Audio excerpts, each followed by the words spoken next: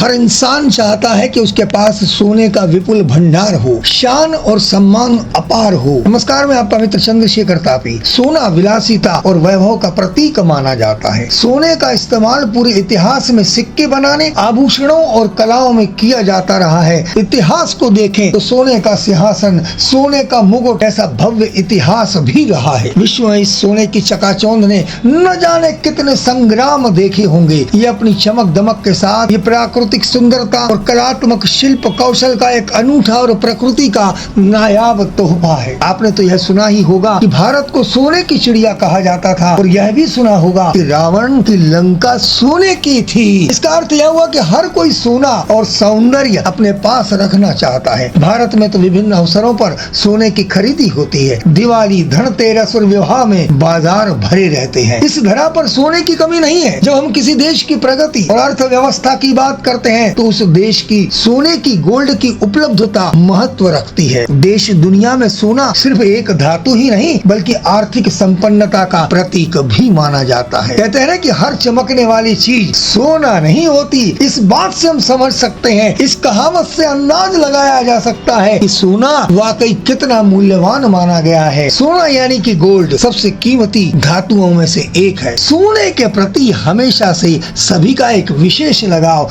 देखने को मिलता है। हमारे देश में सोने के आभूषणों का प्रचलन काफी अधिक है। पहले तो राजाओं के सिंहासन और मुकुट सोने के होते थे, जिसमें बेशकीमती हीरे जड़े होते थे। राजा अपने नाम की सोने की मोहर बनवाया करते थे, सोने के सिक्के चला करते थे। भारत में गोल्ड माइनिंग की बात करें तो अभी तक ये पता चला है कि 1800 साल पहले भारत में सोने की माइनिंग की जाती थी। कर्नाटक जहाँ से सबसे ज्यादा गोल्ड निकलता है, वहाँ की रायचूर माइन से निकले गोल्ड की कार्बन रेटिंग से पता चला है कि यह 200 एडी पुराना है। वैज्ञानिकों और इतिहासकारों का मानना है कि सोना धरती पर खोजी गई सबसे पुरानी धातुओं में से एक है। इसकी खोज करीब 5000 साल पहले हुई थी, ऐसी मान्यता है। आपको जानकर हैरानी होगी कि पूरी दुनिया में सोने की सबसे ज्यादा खपत भारत में होती है। कर्नाटक में सोने की खदानें कोलार यानी कोलार गोल्ड फील्ड, धारवाड़, हसन और रायचूर खूती गोल्ड फील्ड जिलों में स्थित है। सोने की शुद्धता को कैरेट में मापा जाता है, जिसे के से इंडिकेट करते हैं, और शुद्ध सोना 24 कैरेट का होता है। और जब हम 24 कैरेट सोने की बात करें तो इसका सीधा सा मतलब है कि 24 कैरेट सोने में सोने की मात्रा 99.9% रहती है, तो वही 22 कैरेट में कुछ कम सोने की मात्रा रहती है। बाकी कॉपर और जिंक जैसी धातुएं इसमें मिलाकर गहने और ज्वेलरी वगैरह बनाए जाते हैं। क्यों कि 24 कैरेट सोना बहुत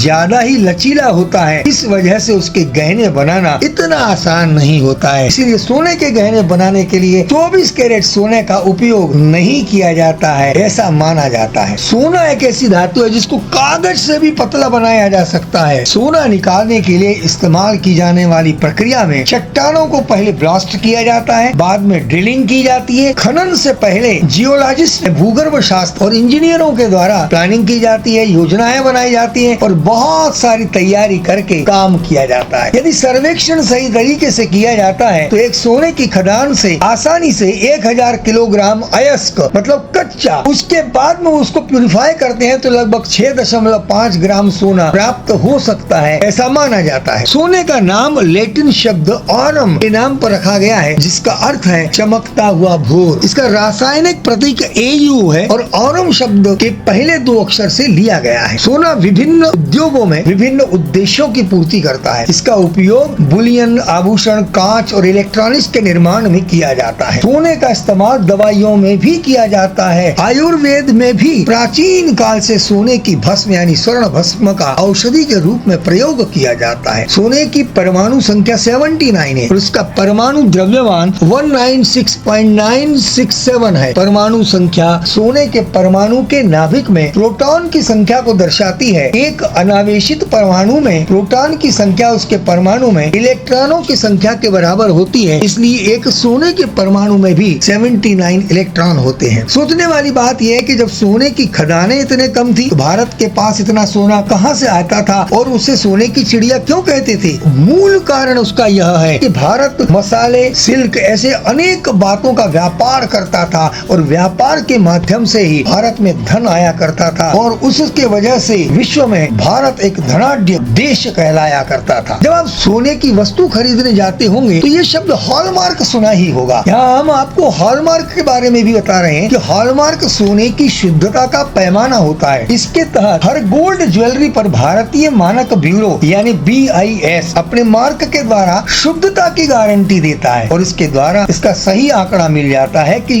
ज्वेलरी में सोने का कितना हिस्सा है। आपने कभी सोचा है कि सोना पीला ही क्यों होता है, इसका रंग पीला ही क्यों होता है? वो इसलिए क्योंकि यह प्रकाश को चुनिंदा रूप से परावर्तित और अवशोषित करता है। इसकी अनूठी इलेक्ट्रॉनिक संरचना ऐसी बनी हुई है कि वो नीली रोशनी को अवशोषित करती है, जिससे हमारी आंखों से देखने पर इसका रंग पीला दिखता है। सोने के पीले होने का राज इसकी परमाणु संरचना में गहराई से समाया हुआ है और इसे सापेक्ष क्वांटम रसायन विज्ञान से भी जोड़कर देखा जाता है। सोने के बारे में रोचक जानकारी और भी है, जैसे इसमें जंग नहीं लगता और न ये मैला होता है। अभी भी ऐसा माना जाता है कि धरती का 80% सोना जमीन के नीचे है। ऐसा भी माना जाता है कि समुद्र में अभी भी इतना सोना है कि अगर सारा निकाल लिया जाए तो इंसान के पास सोना ही सोना होगा। सोना हमारी त्वचा के लिए भी फायदेमंद होता है। सोने के गहने पहनने से त्वचा की जो डेड सेल्स है वो खत्म हो जाती है, ऐसा मानते हैं। हमारा वर्तमान और भविष्य अब इस पीढ़ी पर और आने वाली पीढ़ी पर निर्भर है और हम विश्वास करते हैं कि भविष्य निश्चित ही स्वर्णिम होगा। आपको ये वीडियो कैसा लगा